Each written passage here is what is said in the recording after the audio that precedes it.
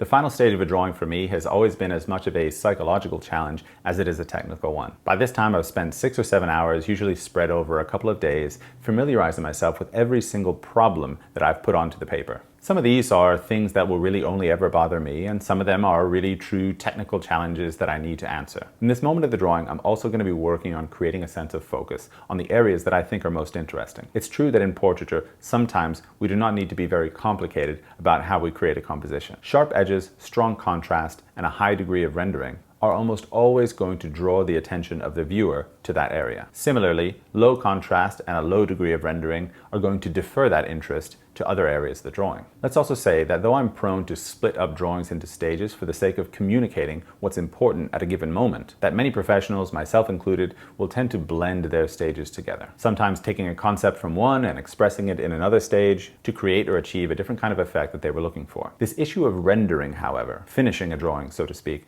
I find is very important to actually hold off on until the final moments of the drawing. My thinking here goes back to something I mentioned in the first video in this series. I said that we should embrace a mentality that values flexibility with an aim to create our greatest degree of accuracy in the final moment of the drawing. So if I were to render out, for instance, the eyes, nose, or mouth to a very high degree of finish, and then realize that one or the other of them is in a totally incorrect position in relationship to the rest of the face, it would require a much higher degree of mental fortitude and technical ability to create the changes that I knew needed to take place. My hope in keeping the finest degree of rendering to the final stage is that I can avoid having to make these quite painful changes. Your assignment in this moment where we are beginning the final phase of the drawing is to take a deep and introspective look at your organization of proportion and construction, both within the features, but also in the entirety of your composition. We tend to have a great propensity in working on these projects to really zoom ourselves in,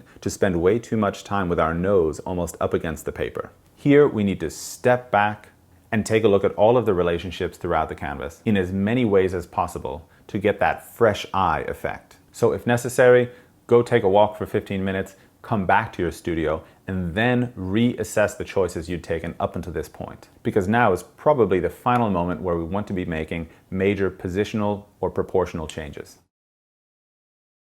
So we're now entering the final moment of the drawing, and I just want to remind you of a couple things that are going to be really important heading into this phase, but also I just want to briefly describe where we're at. We should be in this moment essentially set and locked in as far as the arrangement of the features within the head, the symmetry of the facial features, that is, how they're arranged along the center line of the face, and also overall the value key should be pretty well established by this point. We shouldn't be looking for a lot in terms of extra darkness, and our highest key lights should also be well established. Let's talk about edges for a moment.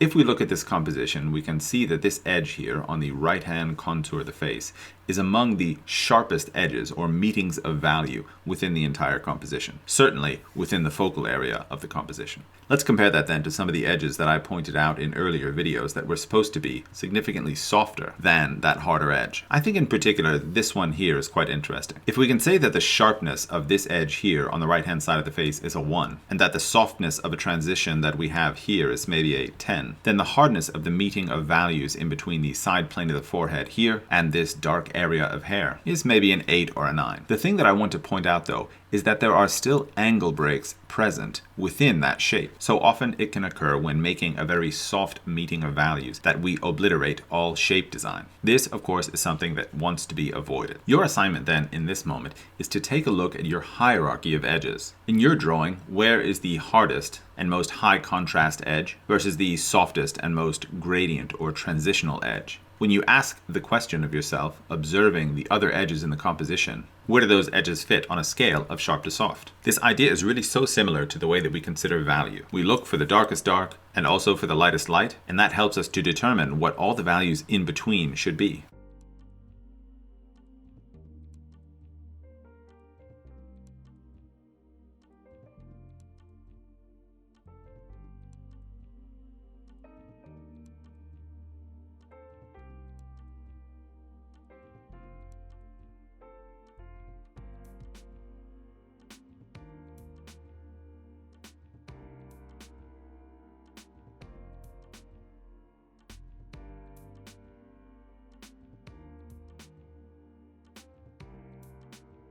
In earnest, at this point, we're starting to see some detail emerging from the hair. And it's important then, of course, to talk about the process of selecting what information is interesting or important.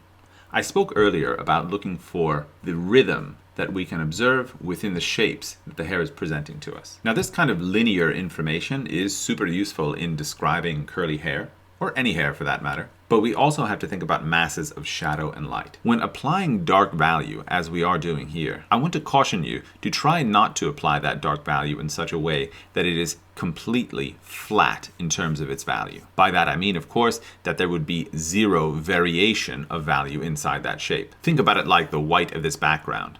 Absolutely no variation inside of that shape. Here, with a substance and surface like the hair has, we want a flickering appearance of detail inside of that darkness, which is going to help us in the long run to make that shape, though not photographically specific to what we see here, still gather the sense of the appearance of that hair. We should also at this point be getting a beautiful sense of glow in the lightest planes of the drawing. Let's look at this light shape of the neck, for instance. We can see here the vibrant glowing light effect that's taking place on this area just below the pit of the neck. And let's remember also that the reason we get that vibrant sense of brightness in that area is because of the darkness of the halftone value that we have up here. Light effect essentially always works like this. For one area to appear quite bright, it needs to supersede these other areas around it in terms of its value. We'll never get this highlight on the front plane of the cheek to be bright enough or to feel as luminous as it does over here if we keep our values on the side plane of the cheek too light also. Your assignment in this moment then is to analyze the darkest areas in your drawing, the major dark shapes that will act as a foil to the lighter values that we see. And the question I want you to ask is this: is the dark value that I've made in these shapes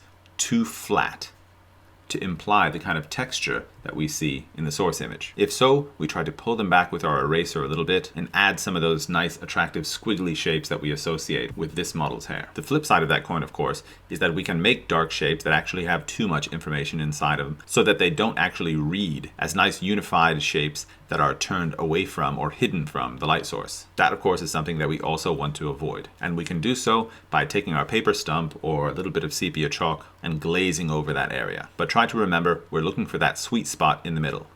Not too flat a value and not too broken up a value. Just enough that it reads as dark, it supports the lightest planes, and yet also appears to have just enough variety inside of it.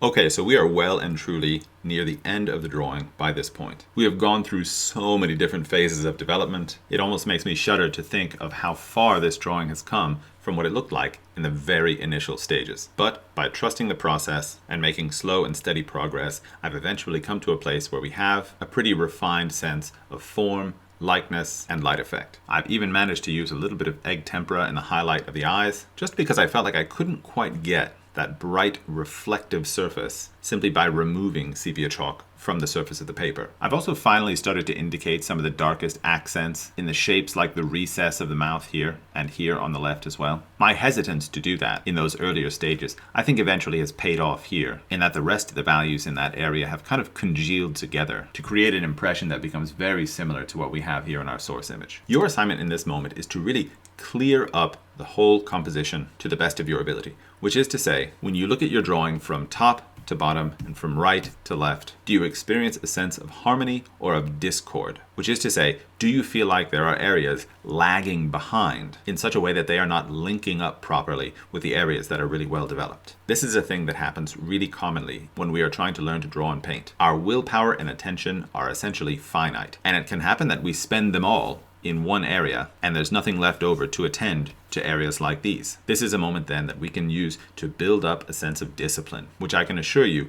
is something that you can practice and strengthen.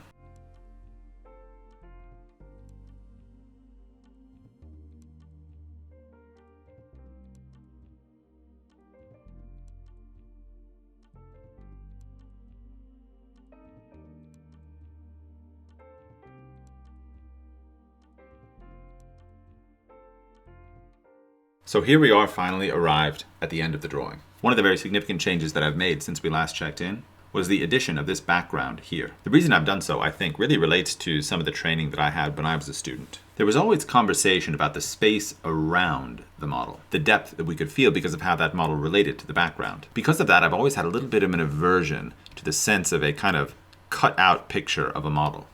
Even when a drawing was done really well, the fact that it would have a relatively uniform relationship in all areas to the background made me feel or perceive the sense that the drawing would be pasted on to that background. So I think that in the back of my mind, I'm always looking for that sense of space and that sense of depth that should almost make you feel as if you can reach your hand around. Also, I've clarified some of the rhythms of the hair. Here we see a rather complicated passage of hair, lots of different rhythms running in and out of each other. And rather than drawing each and every one of them, what I've tried to do is to indicate the spirit or essence of the hair in that particular area. In my opinion, you should always try to draw your inspiration from nature. The reason that I would recommend this is because I believe essentially that the variety we are able to imagine is a little bit less complex than the variety that nature will express to us. To illustrate this idea, I'll always tell students to draw a tree from their mind, which generally could look as generic as this, and then go outside and look at an actual tree. The conception of a tree that we have in our kind of hive mind is far simpler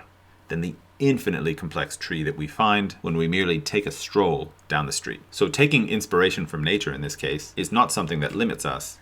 It allows us to tap into the nearly infinite variety that is just one glance away. I want to point also to another thing before I go, and it relies on yet another lesson I received when I was a student. A teacher once told me that if something is vague, we have to paint or draw it vaguely. And what he meant by this, of course, was that we have a tendency maybe to want to over-explain things in a drawing or painting. If we look too deeply and too closely into this area, we might consider that seeing the hair blend almost seamlessly into the light shape of the neck could be a little bit strange. And so we would then want to outline the parameters of the hair and thus over-describe. If we lean too heavily into this tendency, what we come up with is eventually a kind of symbolic representation of the subject, rather than following the natural flow of information and allowing the vaguely defined area to remain vague. And in that way, much better bridge the gap in between a photographic reality and the reality that is filtered through the observation of the artist.